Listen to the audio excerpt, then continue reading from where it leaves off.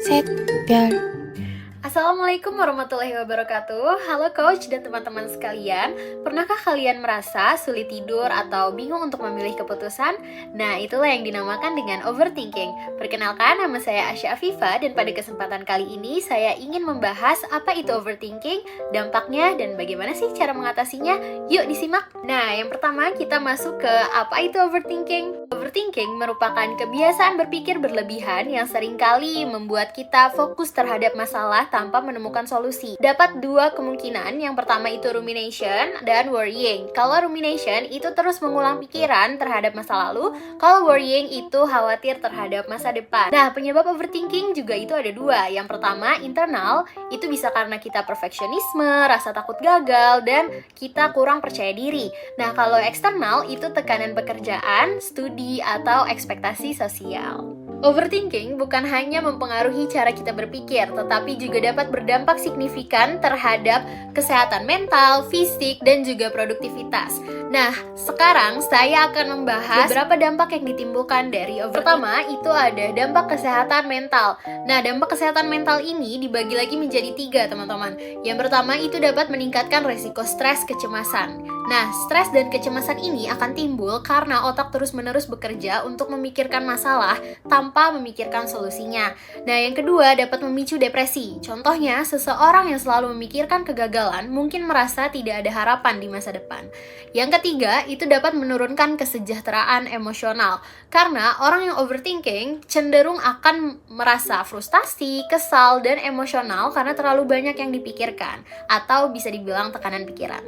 Yang kedua adalah dampak kesehatan fisik. Nah, ini dibagi lagi menjadi 2, teman-teman. Yang pertama, ada kualitas tidur yang buruk.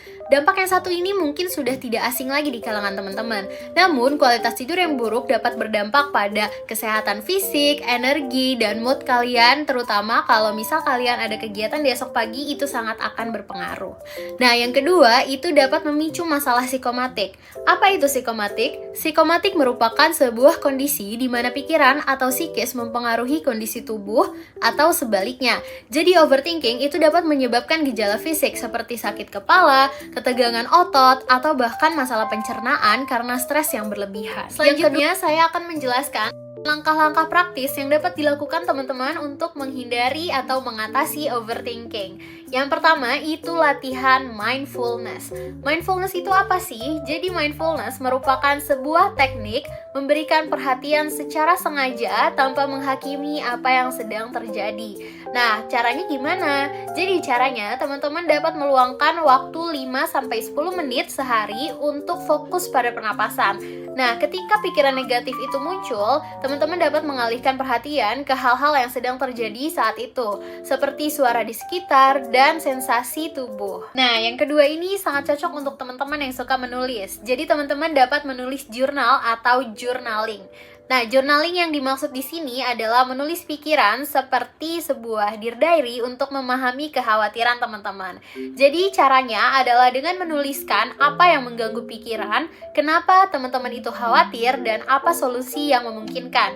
Kalau misal teman-teman itu takut tidak lulus ujian, berarti yang ditulis di jurnal tersebut adalah strategi belajar yang dapat dilakukan. Pencegahan terakhir adalah dengan mencari dukungan sosial. Jika teman-teman lebih butuh untuk didengarkan, kalian dapat berbicara kepada orang-orang terdekat kalian, seperti keluarga, teman, pasangan, atau konselor. Karena dengan bercerita, kalian akan merasa lebih lega dan juga mendapat perspektif baru terkait masalah yang sedang dialami. Namun, jika teman-teman merasa overthinking ini sudah mempengaruhi keseharian teman-teman, kalian dapat mempertimbangkan untuk berkonsultasi kepada profesional seperti psikolog. Terima kasih sudah menyimak, semoga materi ini bermanfaat. Mohon maaf jika ada salah kata maupun kekurangan dalam penyampaian materi. Wassalamualaikum warahmatullahi wabarakatuh.